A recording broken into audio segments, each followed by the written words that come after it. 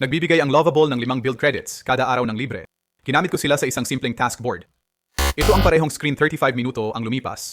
Wala, may numerong di inilalagay ang Lovable sa pricing page. Ito ang gap sa pagitan ng $25 na ini-advertise nila at ng tunay na gastos. Ipapakita ko sa iyo kung saan galing yon sa 3 minuto.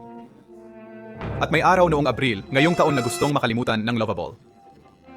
Gumawa ako ng tunay na app dito mula umpisa hanggang dulo. Hindi demo, hindi landing page para sa screenshot. Kaya galing ang review na to sa credit counter, hindi sa pricing page. 4 na bagay. Tapos pwede ka nang gumawa ng sarili mo. Una, kung magkano ang app sa credits gamit ang totoong numero. Pangalawa, ang buong security story, ano ang nagkamali at naayos na. Pangatlo, ang eksaktong sandali para tigilan ang Lovable at lumipat. At pang-apat, kung sino ang dapat wag gumamit nito. Gagawin ko yon bago sabihin kung sino ang dapat bumili. Bago ang lahat ng yan, ang disclosure. Ang Lovable link sa aking description ay isang affiliate link. Kung mag-sign up ka doon, maaari akong kumita ng komisyon ng walang dagdag na bayad sa iyo. Narito kung ano ang magbabago sa susunod na 20 minuto. Wala. Kasama na ang parte kung saan sasabihin ko sa iyong huwag itong bilhin. Mas gusto kong magtiwala ka sa mga numero kaysa i-click ang link. Narito ang parte na nagpapatunay ng hype. Isang prompt, simpleng Ingles.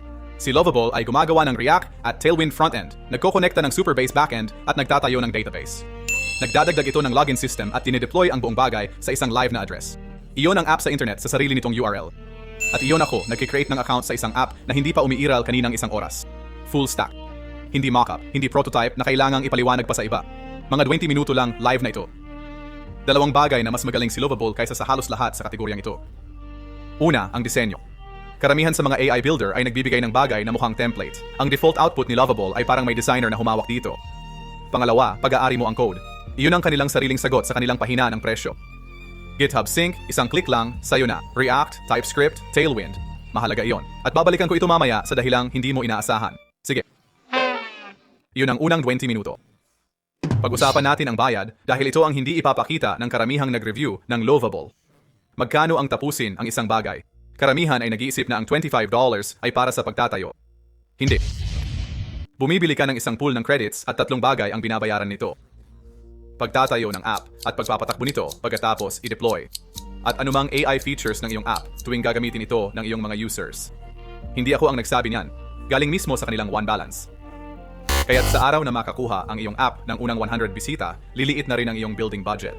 Narito ang mga halimbawa na mismo nilang inilathala. Palitan ang kulay ng button, kalahating credit. Magdagdag ng login system, 1.5. Landing page na may mga larawan, 2. Ang task board na ginawa ko sa simula ng video ay 6.7 credits. Mukhang mura pa rin. Ngayon, palakihin natin. Ang mga builder na nagtatrack ng kanilang credits ay nagsasabing isang pahina lang ang MVP sa 30 hanggang 60 credits. At 3 pahinang app na may login at database ay 150 hanggang 250. Ang plano na lagi nilang binabanggit ay nagbibigay ng 100 sa isang buwan. Basahin ulit yan.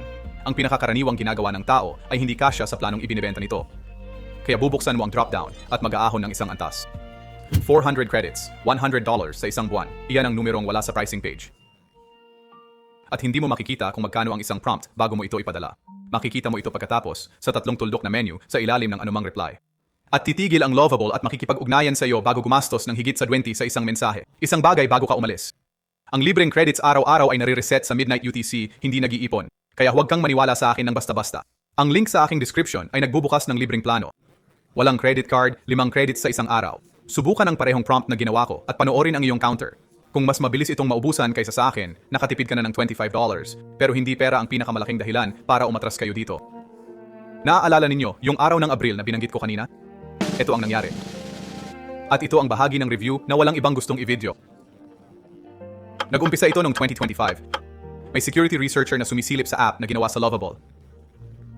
Nakuha niya ang buong user database. Walang password, walang hacking. Gumawa siya ng scanner at pinatakbo sa 1,645 Lovable projects. 170 dito, mga 1 sa 10, ay bukas ang database. 303 na open endpoints. Pangalan, email, numero, API keys at financial records. Sa iba, pwedeng baguhin kung bayad na ang order. At homepage lang ang binabasa ng scanner niya. Hindi man lang sinubukan yung mga nakalogin. Kaya 170 ang pinakamababa, hindi kabuuan. Kinontra ito ng Lovable. Sabi nila, trabaho ng customer ang proteksyon ng data. At ang 9.3 severity score ay Midas. Hindi pa na nga ito ni score ng NIST. Ito ang dahilan sa simpleng salita.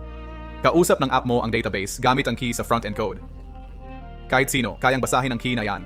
Ganun talaga ang design. Ang tanging harang sa stranger at users mo ay row-level security. Sinusulat yan ng Lovable para sa'yo. Pero di ginagarantiyan ng Lovable na tama ito. Kaya kung may real user data ka, i-check mo mismo. Nitong Abril, may researcher nakakita na nababasa ang chat history at source code sa public projects ng kahit sinong nakalogin. Ayon sa write-up nila, unang report ay noong 22 ng Pebrero. Naging public ito noong 20 ng Abril, yun ay 57 araw. Nag-ship sila ng fix sa loob ng 2 oras, tapos in-publish nila ito. Sa salita nila, hindi sa akin. Ang unang public response ay dismissive at hindi kinilala ang issue. Mas marami pa yan kaysa sa ibang kumpanya.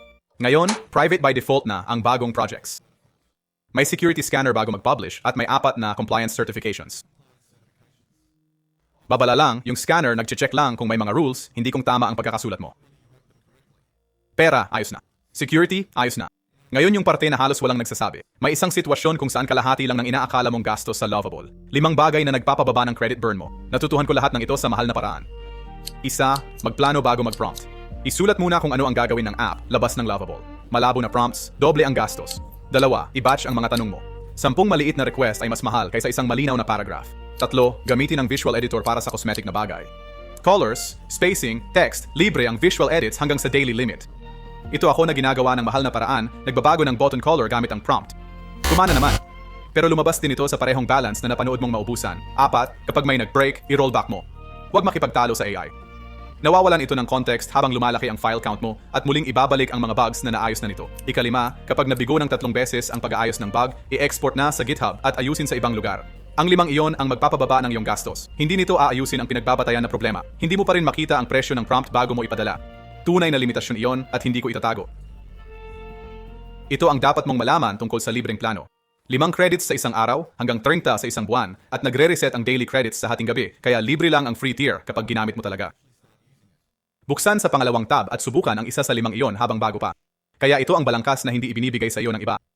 Ang Lovable ang pinakamabilis na tool sa mundo para sa unang 80%. Sa huling 20% nawawalan ng daan-daang dolyar ang mga tao. 4 na senyales na panahon na para umalis. Bumabalik ang parehong bug sa 2 beses. Kailangan mo ng real-time chat, live collaboration, WebSockets. Kailangan mong kumonekta ng API na hindi supabase o kailangan mo ng Vue, Svelte o native mobile app. React para sa web lang ang ginagawa ng Lovable. Kapag na-hit mo ang alinman sa mga iyon, i-export sa GitHub, buksan sa Cursor o Cloud Code at tapusin doon. Hindi iyon kabiguan. Iyon ang workflow. Sinabi ko na gagawin ko ito noon. Sinabihan ko kayo kung sino ang dapat bumili nito. Kaya 4 na grupo ang dapat laktawan ng Lovable. Kailangan mo ng native na iPhone o Android app. Web lang ang nibibuild nito. Ganun lang. Hindi React ang iyong existing na proyekto. Maaari kang mag-import ng repo, pero React, TypeScript at Vite lang. Vue, Svelte, Angular o Rails ay hindi gagana. Ang iyong app ay may komplikadong multi-step na lohika, conditional pricing at masalimuot na state. Doon gumagawa ang AI ng mukhang tama pero hindi naman. At kailangan mo ng predictable na monthly na bayad. Isang builder ang nag-track ng 10 totoong proyekto, 38 credits para sa isang lead capture page, 8 and 12 para sa isang invoicing tool. Kung mahalaga sa iyo ang fixed na numero, ang flat rate na tool ang tapat na sagot. Kung nasa alin ka sa 4 na yon, isara mo na ang tab. Seryoso ako. Ang sitwasyong binanggit ko. Kung estudyante ka, i-verify ang iyong university email sa Lovable student page. Binababa nito ang pro sa kalahati, $12.50 sa isang buwan para sa isang taon. At kung alam mong gagamitin mo ito ng isang taon, sinasabi ng kanilang toggle na ang annual ay nagbibigay ng 2 buwang libre. Isang order of operations. I-verify muna ang student status, tapos mag-upgrade.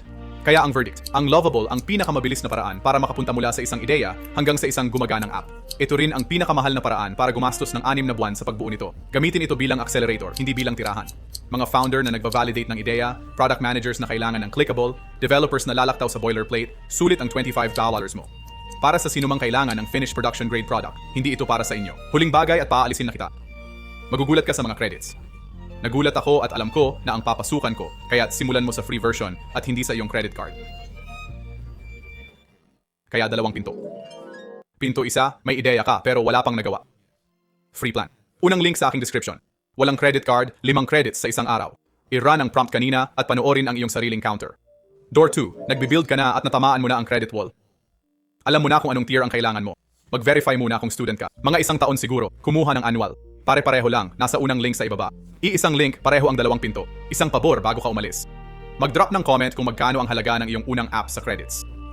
Nagko-collect ako ng tunay na numero mula sa tunay na builds at halos walang honest na data dito. At kung gusto mo ng comparison, Lovable laban sa mga tools na susunod sa'yo, nandito yon.